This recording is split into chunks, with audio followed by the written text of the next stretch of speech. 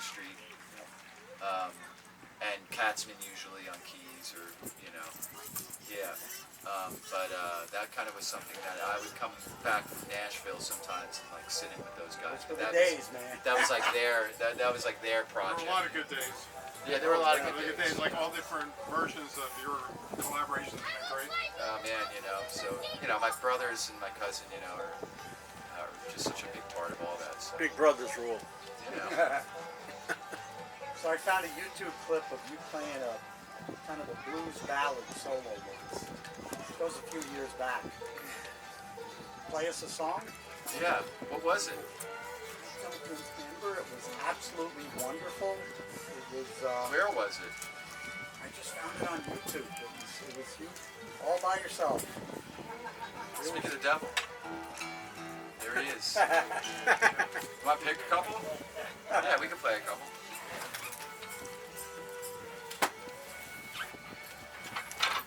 All right, brother. Hey, man. Good to see you. I saw your post. This looks like a stool of some sort.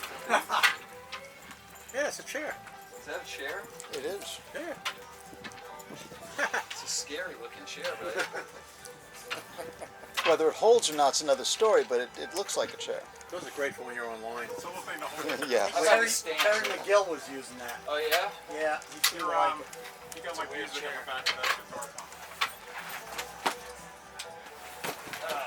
Let's see here. Yeah, we'll just stand up.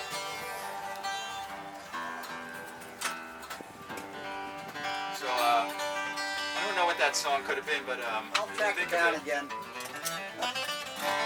Might be in the history of it. Who posted it? It might be on your history. Oh, back in your case. What, you want like a instrumental thing? Is it? Was it old? Anything but fiddle tunes. Anything but fiddle tune. Oh boy. Well, I don't see any fiddles here, so.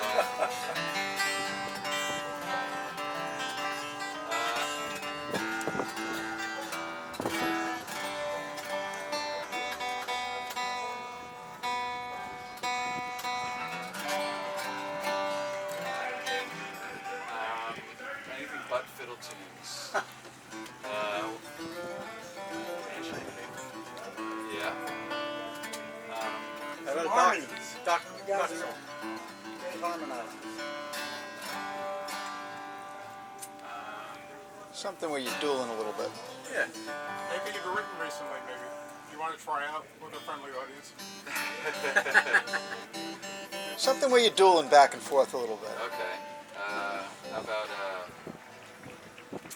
let's see. He arrives ready with 40 fiddle messages. Let's do, do you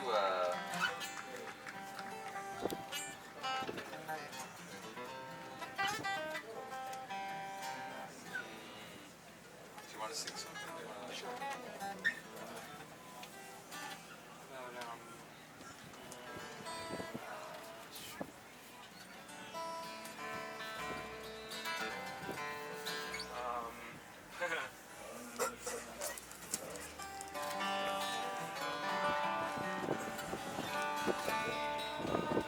I got an idea. Let's do a Norman Blake too. Let's do. Yeah.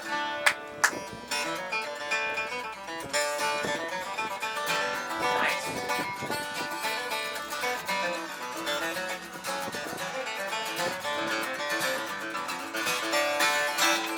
Well, about 3 miles from the downtown zone, rivers curve on down. Not far south of the town depot, suddenly shouting around. Back on the higher ground. Can see him every day walking down the line. An old brown sack across his back and falling behind, speaking his worried mind. It's a long way to the Delta from the north to Georgia Hills. Totes half full of ginseng on the old town hill. I'm too old to ride well down the road alone, but I guess I'll never make it back to home. My mother was a Philadelphia home.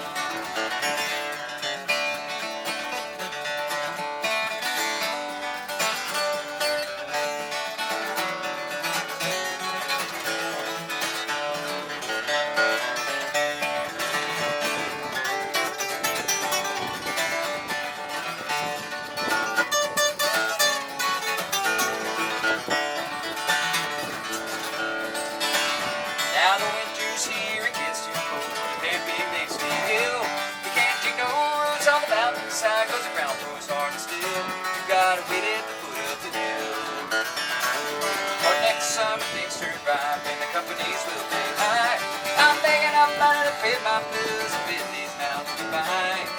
Then he said with a sigh, "It's a long way to the Delta from the North Georgia hills.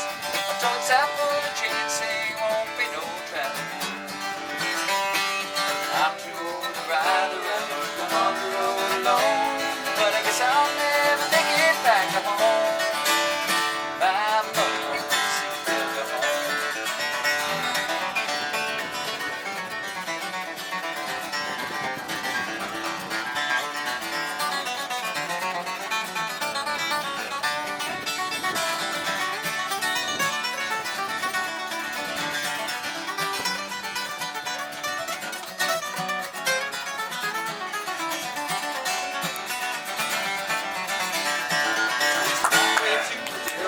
From the North Georgia hills, and toads are full of ginseng on the traveling. I'm too old to ride the railroad, on the road alone. But I guess I'll never make it back to home. My mother wanted me to see the Delta home. My mother wanted me to see the Delta home. Yeah. Tony Rice version. So yeah, exactly. We do like the Dusters do like a hybrid version because you know Tony played like Norman played like it's a long way It's to got the B minor. He play like about 50 miles from the downtown yard from the river's curve on down. Not far south of the town depot, southern shack is found. Back on the higher ground. Tony did about 2 miles from the, he did much faster, about 2 miles from the downtown yard from the river's curve on down. Not far south of the town depot, southern shack is found. Back on the higher ground. B minor, F minor. F Yeah, sharp and minor. then, but also, it was much, you know, Norman, you know, is much slower, and I mean, I love Norman's version. I like Tony's version too. Now, Dusters do like a hybrid thing where we go. You do the fish version. No, well, you know, I don't really know the fish. I don't know. Not sure how the fish does it, but we do like a version that's like a hybrid where I go. The first time it goes about 2 miles from the downtown yard from the river's curve on down. Not far south of the town, southern shack is found. Back on the higher ground. The second time, it's like Tony. It's hot every day, walking down the line. No brown sack across his back, and oh yeah, down the line. Speaking his worried mind. So it's sort of like a hybrid version. But then I got all. Basic, a lower pace. Yeah, but then I got all kind of fucked up because then I don't like, I always forget which way I'm doing because then there's a Norman, when I'm at home I play it Norman style, so. So do you I sing that think one he with the did Dusters? neat. Sometimes, yeah. We don't do it very often, but occasionally. But you know, sometimes what I like to do with that one is to pair it with, instead of playing solos over the form, so you'd be like, it's a long way to the Delta from the North Georgia hills, and the toads have full ginseng, won't be no traveling. I'm too old to ride the railroad, on the road alone, but I guess I'll never make it back to home. My mother lives in the Oh, cool. Yeah, do it. I call it, because that's whiskey before breakfast, so I call it ginseng before breakfast. All Norman. That's it. Any other questions? You know, I have a couple of questions. How about like some just basic, like you're doing some strumming, it's like the basic, maybe some bluegrass strumming, Yeah, sure. So, you know, like, what's the basic concept for a guy who doesn't know? I mean, I do play guitar, but I'm not familiar with the style yeah, so as much. really it's like there's like, if you look at it like 4 steps, it's like, start with just going like boom chuck, like an alternating bass line like that. Going down strokes on, you know, and then with strums in between. And you don't want to be like, you want it to be. And then bring in like an upstroke on that chordal part, like where you go.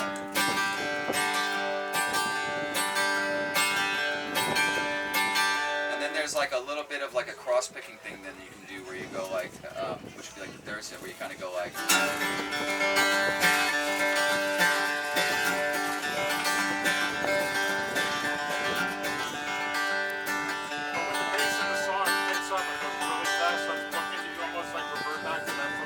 Yeah, I mean, you kind of try to hang on. Like I fall off the rails when I can't do it. I'm like, I hit max speed. Well, whiskey helps a little bit with that. I'm fine. But you know, when it gets fast, you know, you might. Yeah, that magic. Playing lighter too. Don't play. Not trying to play so All hard. right, That I'll guy's lose the rest. The Yeah, faster you play, though. You play definitely really don't want to hard, have you gotta tension, tighten up. you know, Yeah. and you know, when you practice it slow with the metronome, always with the metronome, and then you know, but you know, when you're playing in like a more of like a real situation where there's bass and mandolin and stuff or whatever, you know, like a band, I kind of lay off. It's not so it might sound more like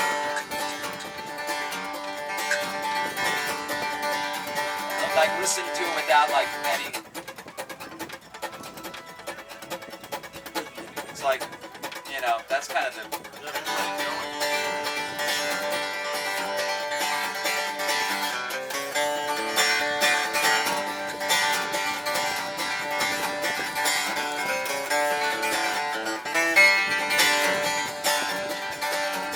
But a lot of times, like when I really want, and then the dynamics are really important too, because what's nice about when you play in a bluegrass band without drums or something, and it's like the strings that are sort of creating the rhythm.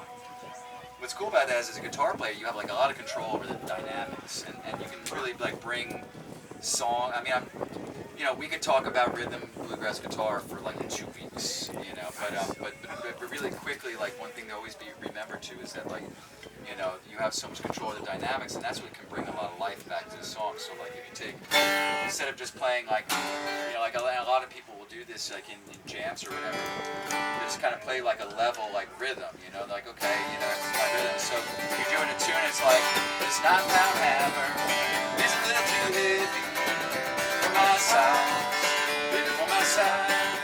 Well, run on, buddy, don't you go so slow? How can I roll? That's fine, you can do that, but I think if you like let it sort of breathe in and out, like, and leave some space for the vocal, it'd sound more like, this 9-pound hammer is a little too heavy for my size, for my size. Well, roll on, buddy, don't you go so slow? How can I roll with a reason to go? And then a banjo comes in, it's gotta be loud, because the banjos are fucking loud. He's probably playing like, really like, I want to bring that rhythm drive, you know. Now the vocal comes in, this here hammer will kill John Henry. It don't kill me, but it won't kill me. Well, run on, buddy, don't you go so slow. How can I know? The mandolin comes in, I might be like, sometimes with a mandolin's taking a solo, if there's no chop going on, I might play a little bit more. I'm kind of implying a chop a little bit. And then here comes the banjo.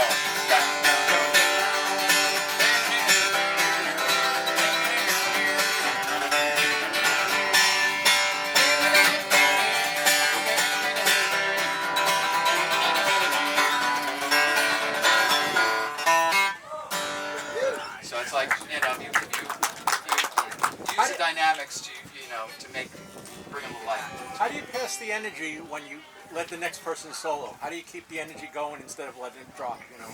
Well, you know, that's, sometimes when people play like quieter, I've noticed sometimes it's a tendency to like also slow down.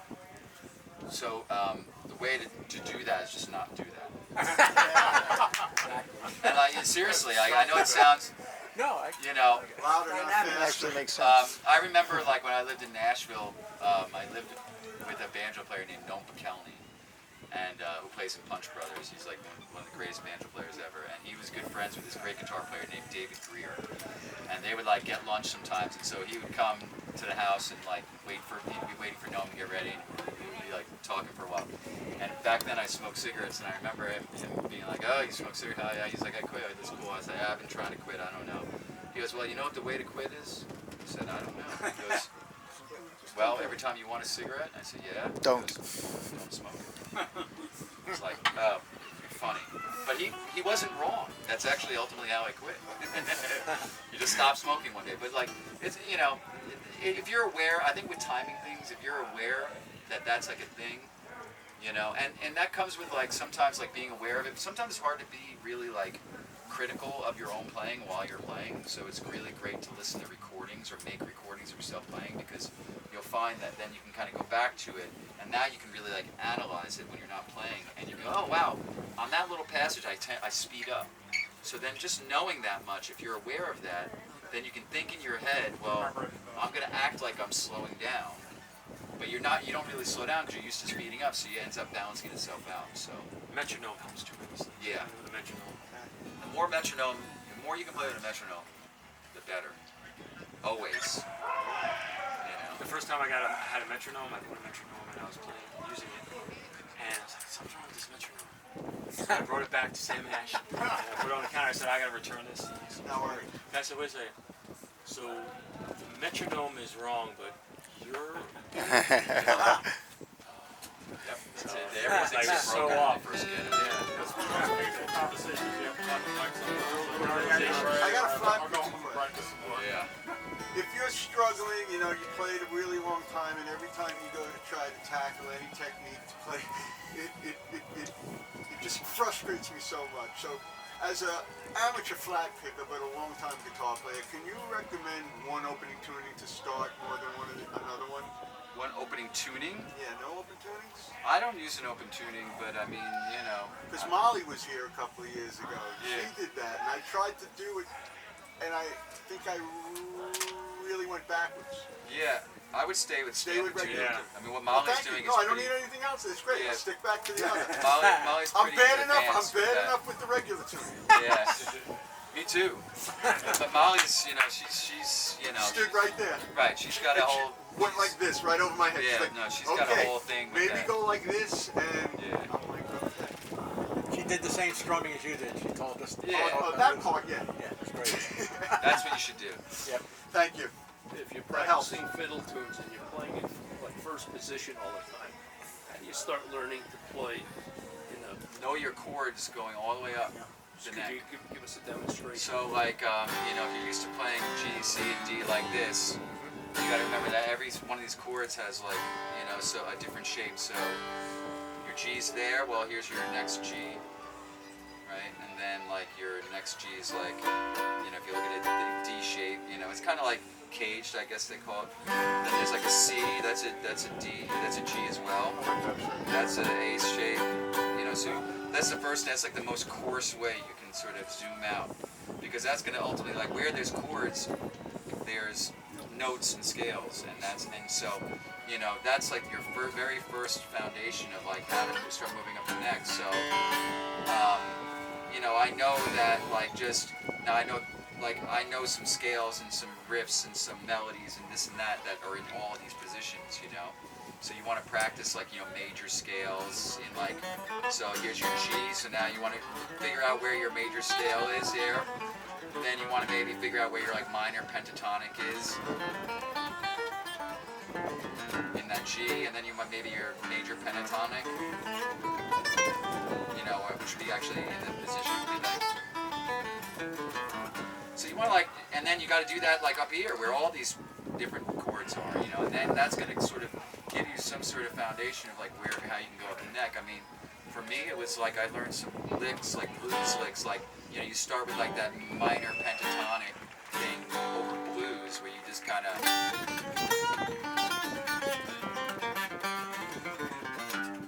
yeah, you know, and then like you realize that there's other like blues riffs like,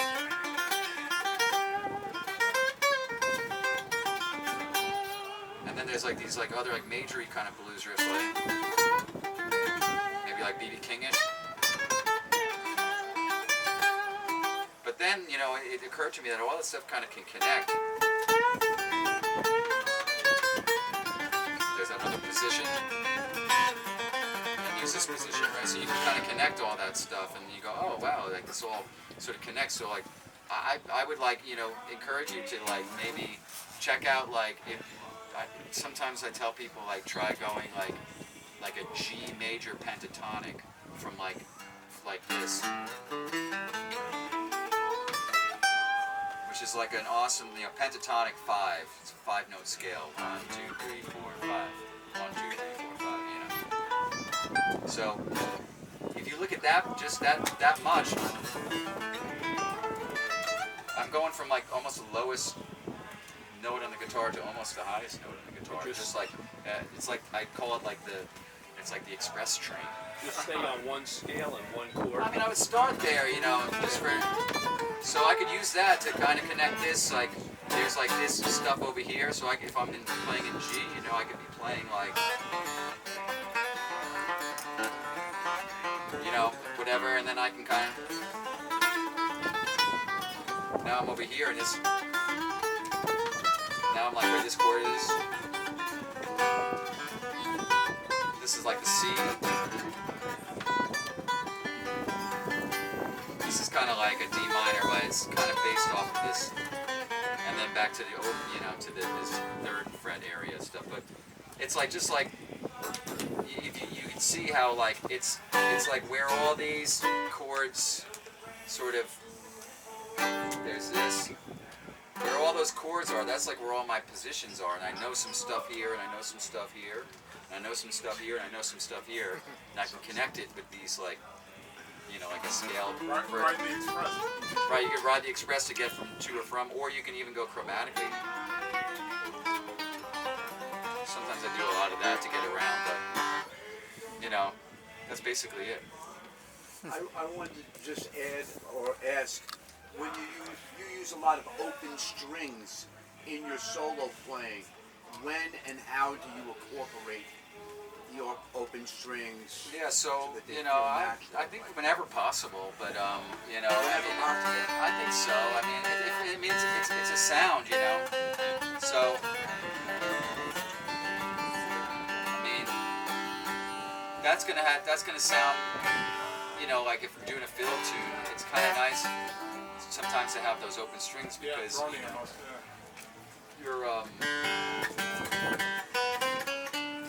you're kind of sometimes emulating like a fiddle, a shuffle of a fiddle kind of that you know, a lot of those tunes. That's why a lot of them are in A, but like on a guitar, you probably play it most commonly on a capo with the 2nd fret and sort of play out a G position just because.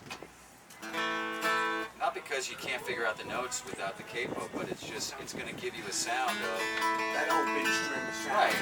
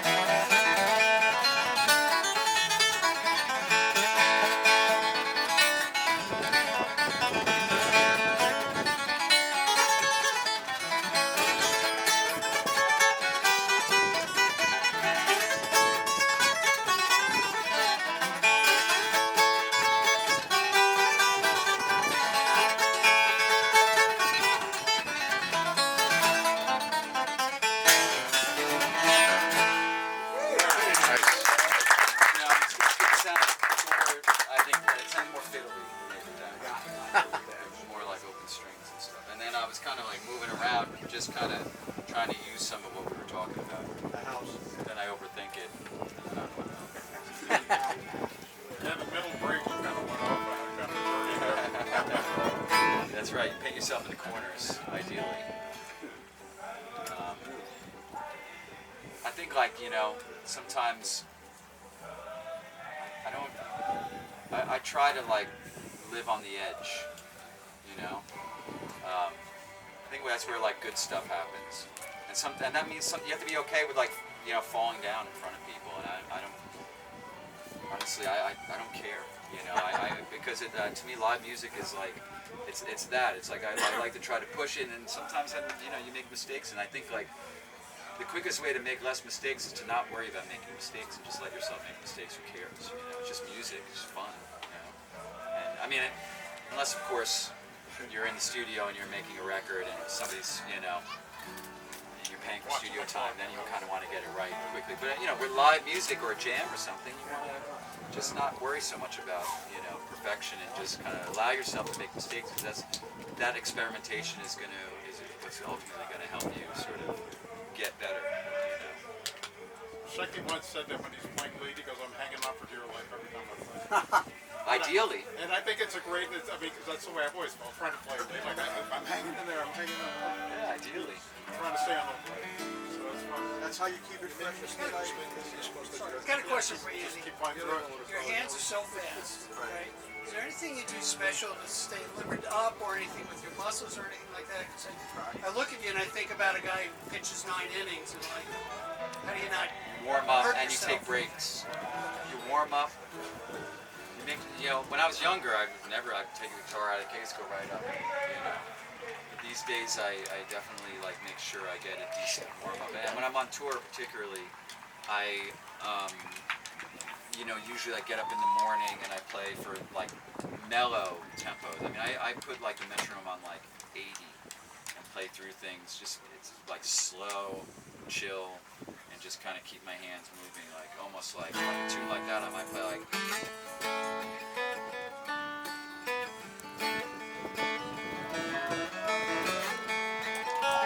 With the metronome. It's cool to like practice improvising like that too, because you're not like racing against the tempo where you feel like you're trying to hold on to this tempo. You have plenty of time. Your brain has plenty of time to think. So like when you're playing through, when you're soloing like that, you have to play through the changes. You can't just play all A. This is A chord. You can't just play all A with all these changes. I mean, you can. It's just not going to sound very good. You know, or like what I mean is like it's not going to sound very, you know, like when you hear like a more polished, more professional sound, it's because, you know, you're playing through the changes and not just playing over the root scales, you know. And it makes it easier to practice as of like super duper slow, like a tune like that where you have the 4 chord and then the flat 7 chord and the 5 chord, right? So you can practice like really, really, like I have the metronome that's in my phone. I mean, that's the other thing is there's no excuse for not having a metronome, because if you have a phone and you don't have a metronome, then there's no excuse. But like, because you can get